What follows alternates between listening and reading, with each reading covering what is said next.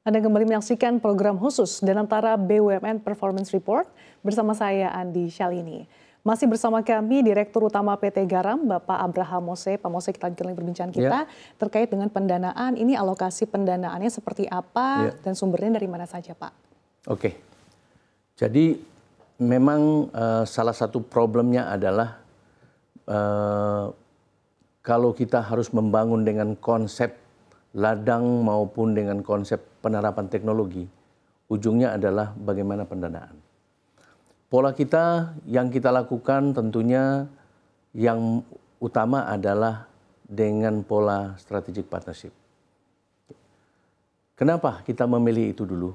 Karena garam ini punya nilai jual bagi investor. Sehingga kita coba menawarkan kerjasama. Di mana ada satu prospek bisnis yang di sana, dan ini sudah mulai berjalan. Beberapa partner kita mulai datang, ada yang dari Jerman, kemudian ada yang dari UAE, dari China maupun Jepang dan Korea.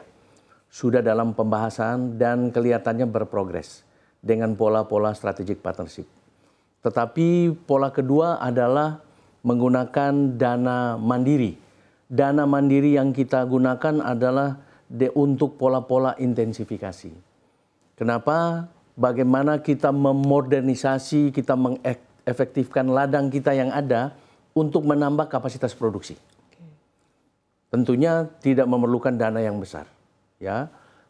Yang ketiga adalah kita berharap dengan menuju swasembada garam ini dengan adanya Perpres ini, tentunya dana pemerintah melalui kita BUMN adalah Danantara. Kita sudah mengajukan proposal dan akan membahas lebih detail lagi. Ya. Solusinya dari Danantara bisa saja berupa balik lagi strategic partnership dengan menggandeng investor untuk masuk ikut mendanai program swasembada ini bersama PT Garam. Ini sedang berproses, tetapi ini adalah langkah kita untuk menuju ke situ. Tentunya kita harus menjual bahwa apa sih potensi garam ini yang penting atau yang menarik bagi para investor. Ya. Bukan investor saja, bagi pemerintah, bagi Danantara dalam hal ini, bahwa sudah masuk menjadi skala prioritas, menjadi masuk proyek PSN, supaya pemerintah jadi juga mau mendanai industri garam ini menuju swasembada. Jadi inilah langkah kita yang kita sudah jalan, dan program intensifikasi dengan dana sendiri kita sudah jalan. Sudah beberapa kita mengutilize kembali, memodernisasi kembali ladang-ladang kita yang ada di Madura. Ya, dan hasilnya cukup baik. NaCl yang tadinya banyak yang komplain tentang kebersihan, sekarang sudah baik. Ya. Kemudian dengan program ekstensifikasi ini yang masih berproses. Ya, kita akan segera menandatangani MOU kerjasama untuk pendanaan ladang garam atau dengan teknologi yang ada di Bipolo, di TTU maupun di Gresik dengan investor dari dari UAE. Mudah-mudahan ini bisa lancar. Kemudian kita sangat berharap juga bagaimana perhatian pemerintah lewat Danantara untuk juga bisa membantu menuju kemandirian industri garam. Selain dari dana internal, tadi ada potensi strategic partnership ya Pak. Karena tadi potensi garam Indonesia ini cukup besar, apalagi tadi berbagai negara ini sudah menunjukkan ketertarikannya ya Pak ya, dengan adanya kawasan sentra industri garam nasional ini. Betul. Selain mungkin strategic partnership sebagai langkah keseriusan pemerintah juga terkait dengan pengembangan ataupun swasembada garam nasional, kolaborasi ataupun kerjasama dengan pemerintah daerah seperti apa sih Pak? Ya, ini juga satu hal ya, tentunya sejak awal pada saat launching di Juni 2025 oleh Bapak Menteri Kelautan Perikanan Bapak Sakti Wahyu Trenggono, itu bersama-sama dengan pemerintah daerah, gubernur dan pemerintah setempat, Pemda setempat, kemudian dengan BPN, ya, kemudian dengan PLN, karena kita butuh energi listrik di sana, sudah menandatangani MOU. Sehingga sangat jelas, sangat terlihat bagaimana concern atau dukungan pemerintah, provinsi, kemudian pusat maupun daerah terhadap pembangunan kawasan industri ini. Dan dalam tahap-tahap sekarang pun sangat jelas terlihat bagaimana sinergitas kolaborasi antara pemerintah daerah di sana dengan Kementerian Kelautan Perikanan dan PT Garam yang saat ini berjalan cukup baik, tetapi tentunya bukan tidak ada kendala. Kendala tetap ada, terutama masalah-masalah lahan, kepemilikan lahan yang saat ini sedang berproses untuk bisa dimiliki dan difungsikan menjadi industri garam nasional. Polanya adalah bagaimana dengan melibatkan bagaimana masyarakat setempat ikut berperan di dalam industri ini. Ikut bekerja sama dalam pengelolaan lahan yang dia miliki untuk dijadikan industri kawasan garam.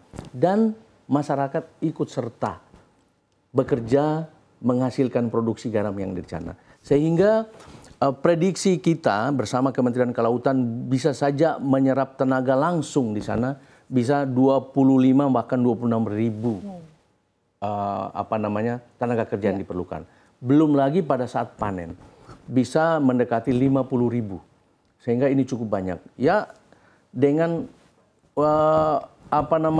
pendapatan yang bisa dihasilkan ya bisa 2 sampai 2,5 kali UMR di sana. Oke, artinya sinergi tidak hanya dibangun dengan pemerintah pusat dan pemerintah daerah, tapi juga PT Garam merangkul ya Pak, para petambak garam rakyat ini yang ada di sana. Supaya bisa mendukung juga bagaimana swasembada garam nasional ini bisa diwujudkan. Ya. Nah, tapi Pak, untuk dampak ekonomi rakyatnya sendiri seperti apa? Karena tadi dari segi lapangan kerja saja potensinya cukup banyak untuk menyerap lapangan kerja di sekitar sampai 26 ribu Pak bahkan. Iya. Itu tadi artinya bisa menyerap tenaga kerja langsung maupun pada saat panen yang kita lakukan.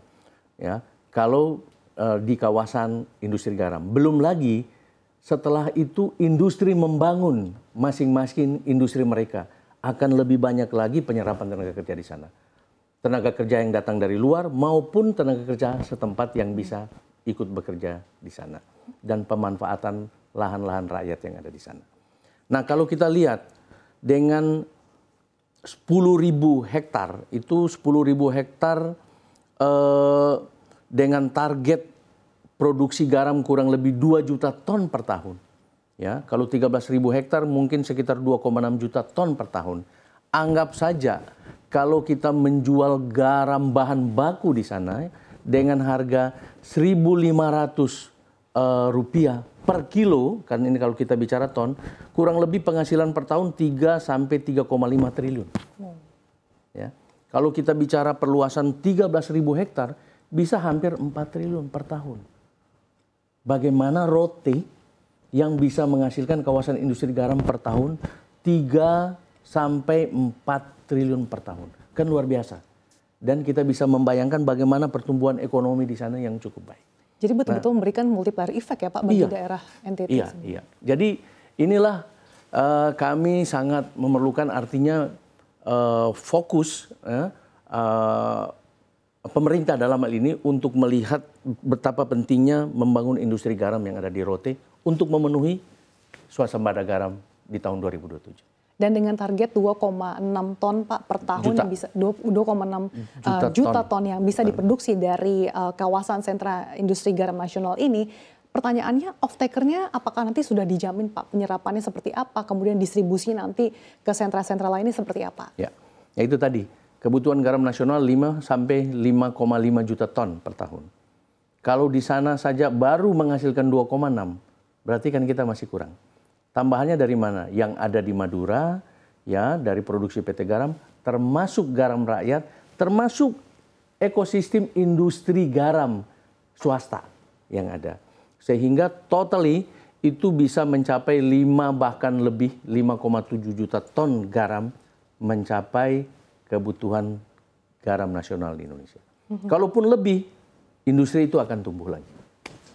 Kemudian dengan nanti dibangunnya kawasan sentra industri garam nasional yang tentunya ini sangat berdampak ataupun memberikan efek ganda ya Pak bagi ekonomi daerah. Nanti dampak bagi kinerja keuangan PT Garam seperti apa Pak targetnya? Ya otomatis berdampak ke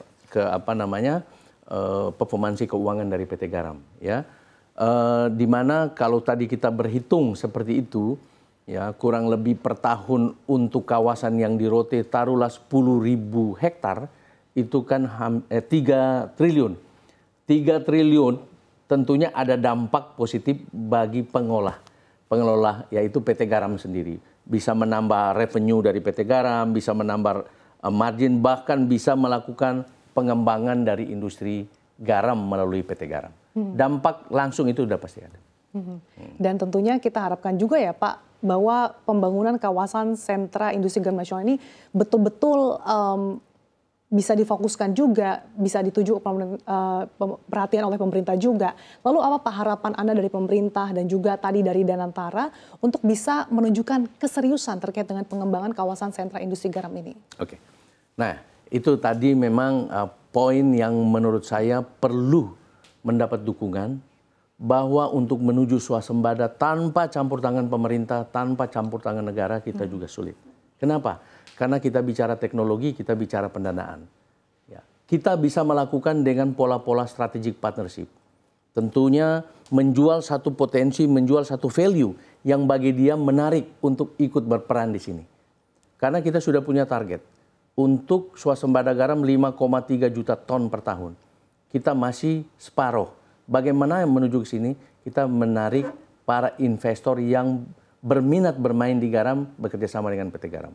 Pola kedua adalah keikutsertaan pemerintah turun ikut mendanai lewat Danantara untuk bersama-sama membangun industri ini.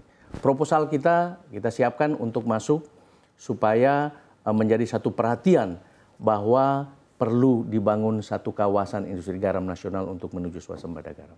Tentunya campur tangan pemerintah, campur tangan negara kita perlukan di sini.